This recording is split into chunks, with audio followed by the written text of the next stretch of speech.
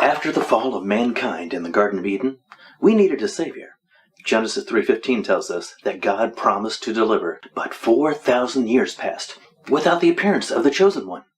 Now when the fullness of time was come, the angel Gabriel appeared to Mary and told her she would have a son, whom she would name Jesus.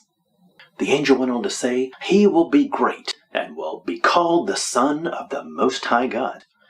Within 2 years of the birth of Christ, the wise men arrived at King Herod's palace in Jerusalem, asking, "Where is the one who was born King of the Jews?" Herod was afraid that he might lose his kingdom, so he asked the wise men to find Jesus and tell him where the child was. What he didn't say was that he wanted to kill the infant. God appeared to the wise men in a dream, warning them not to return to Herod. This spared the life of the Christ child. As the Lord grew in wisdom, he shocked religious leaders with his vast knowledge of the scriptures, and at the age of 30, Jesus performed his first miracle. Now, over the next 3 years, his ministry would attract the attention of many, including the Pharisees, who spent all their time trying to find a way to discredit him. Failing to do this, they found a way to kill him.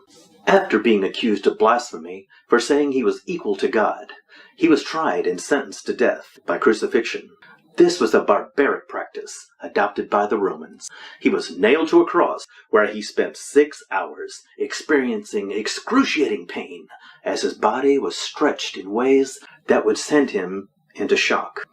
A lack of oxygen, too much carbon dioxide, and dislocated joints were all part of his experience. But he chose the moment he would surrender his spirit. Now when he died, he said, "It is finished," indicating that he had completed his mission, paying the debt to God the Father for the sins of the world. Satan and his minions thought they had won the war against God once and for all, but it was only an illusion. For you see, the promise to send a Savior after Adam and Eve sinned in the Garden of Eden was fulfilled when Christ died on the cross. 3 days would pass before anyone would know that Jesus had defeated Satan and the grave. But when he rose from the dead, he set the captives of Old Testament days free and bought the pardon for sin for all who would accept him as Lord and Savior. After appearing to the disciples and a few other believers, he ascended into heaven, where he is seated at the right hand of God the Father.